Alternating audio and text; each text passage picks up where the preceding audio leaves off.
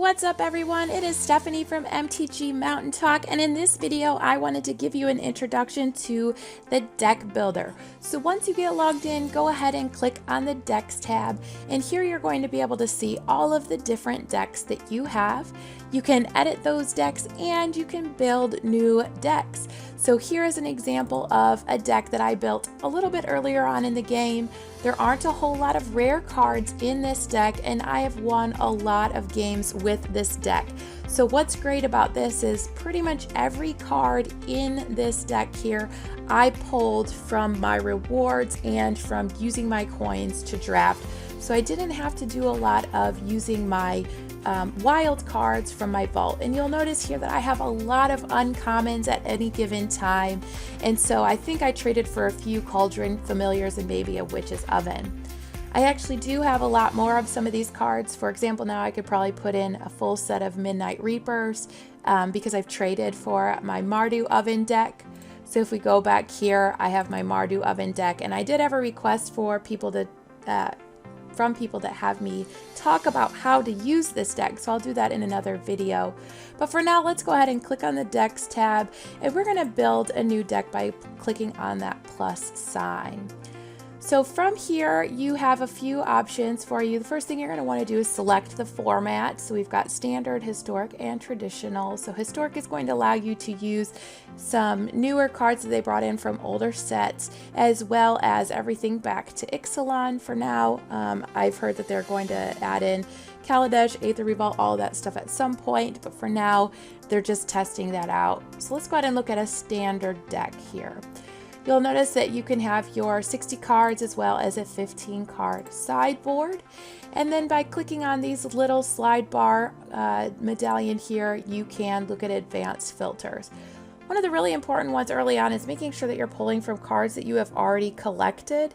But if you're looking for a specific card that maybe you want to use your wild cards to trade for, you're going to want to use this not collected option. You can filter the cards by the colors, the converted mana cost, the type of card you're looking for, and the rarity of that card as well, and the sets that go in there. So of course, if you're using historic, all of the other sets are going to show up as well. So let's say that we want to build a red-green deck. All you have to do is click outside of the search ribbon here, and it will show you all of the cards that you own that have red and green in the casting cost as well as in the abilities, and it is going to sort those by converted mana cost for you. So you'll notice everything here has a converted mana cost of 1, then we move up into 2. So let's say that we want to throw in a couple copies of Fling here, because I know I want to use Fling's ability, and then we'll just move forward until we get to our green cards. Maybe I want to put my Gilded Gooses in here. And you'll notice that the automatic mana feature is populating here. So if you click on this little mountain, there is a suggested lands. If you use this tool, it is going to add basic lands in for you based on the percentages of the mana cost or your investment here. And it's always going to add up to 24. You can change that by clicking on the lands. By clicking on the title, it drops them out. By clicking to the number, it's going to add those in for you. You can look at the statistics of your deck by clicking up here, and it shows you your average mana cost as well as how many spells that you have for each converted mana cost. And then over here you can get another item analysis where you see what types of creatures and other cards that you have in that deck. When you're done reviewing your lands, simply click the land button to go back to reviewing your cards. You can use the forward arrows as well as scrolling up and down on your mouse to move back and forth between the pages of cards that you have collected.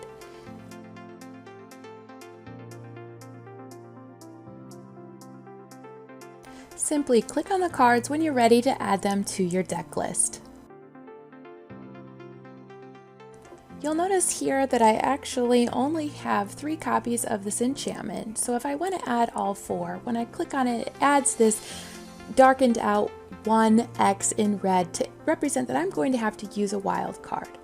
When you click the craft all, it says, do you want to redeem this wild card? And make sure that you're ready, because when you click finish deck, you can't undo that choice. Then you'll see 4 copies in your deck as well as 4 copies among your collected options. Note that the orange hollowed out diamond represents how many copies of each card you have in your collection, and the dark diamonds represent what isn't collected. The highlighted orange diamonds represent how many copies of the card are in your deck list. When you're done, you'll just click Done. You'll notice this is an invalid deck because it does not have 60 cards in it. That's okay, I don't really need that deck. And then similarly, if you wanted to edit any decks, you can go back, double click on the deck, look at your deck list. If you want to add more copies in, again, you simply click the plus button beside it. And if you want to drop a copy out, you just click on the name and it'll pull it right back out for you. Well, that's all for this video, guys. I just wanted to give you a quick overview of how you can get started building and editing decks and how you can use the search filters to find cards that you're interested in, as well as using those wild cards. As always, I really appreciate you guys watching these videos. Please be sure to like and subscribe so that you can get notifications when the newest videos come out. And be sure to share the videos with any of your friends who are interested in getting started with Magic the Gathering and Arena.